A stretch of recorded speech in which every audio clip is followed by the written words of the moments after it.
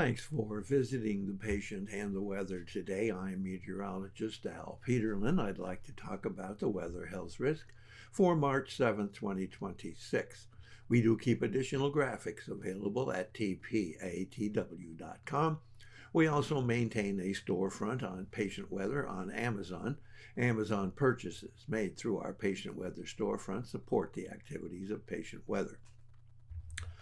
We'll take a look at the surface map for Saturday, and you can see we have a massive cool front hanging there from eastern Michigan across Evansville, Louisville, and down into Little Rock, and then all the way down to San Antonio, with a major swath of unsettled weather running all the way from really central Texas, clear on up the East Coast, all the way up through the New England area. Still a little bit of showers trying to come into Washington, Oregon. Nothing unusual there. Temperatures, of course, doing a lot better.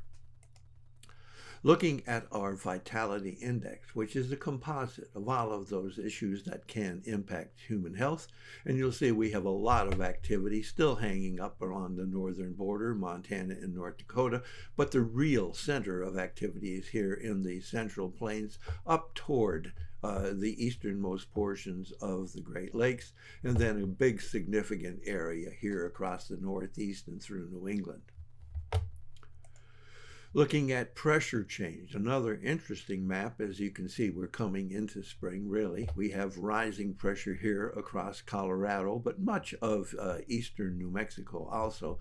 But the real center of activity from North Texas across Oklahoma, Kansas, and in Nebraska, across Missouri and into Iowa, and a lot of unsettled weather here, post-frontal activity.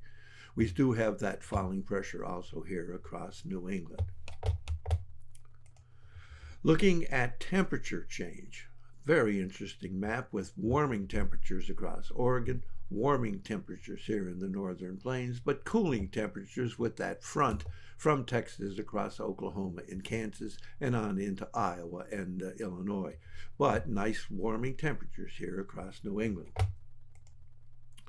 Looking at the change or dew point temperature change, you'll see we do have rising dew points way in South Texas, rising dew points here in Oregon, rising dew points across New England, but we have falling dew points here behind that front stretching up the Central Plains toward the lakes.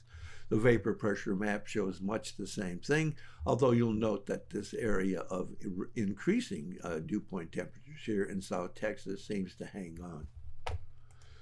One of the more interesting aspects, of course, being an active spring already, we have instability pushing all the way from Texas up through Oklahoma into Kansas, and really all the way up into Iowa and Missouri. Looking at the change in available oxygen, we have that risk of migraine all the way from West Texas through Central Texas, really significant in Oklahoma, Kansas, picking up sharply in Arkansas, even more sharply across Missouri into Iowa and up into southern Minnesota, but actually extending eastward through Wisconsin all the way to Michigan and hanging back through Iowa, Arkansas, Missouri, and even stretching into westernmost sections of Tennessee and the northern portions of Mississippi. We have that risk of asthma and arthritis, almost perennial here in Oregon and eastern Washington, but rather sharply across eastern Montana, northeastern Wyoming, and really across the Dakotas.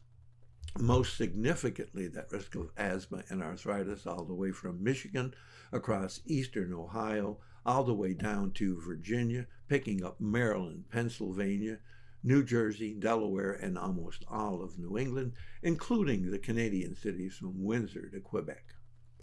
Thanks for visiting the patient and the weather. Your comments are appreciated, and if you hurt, tell us where you're located.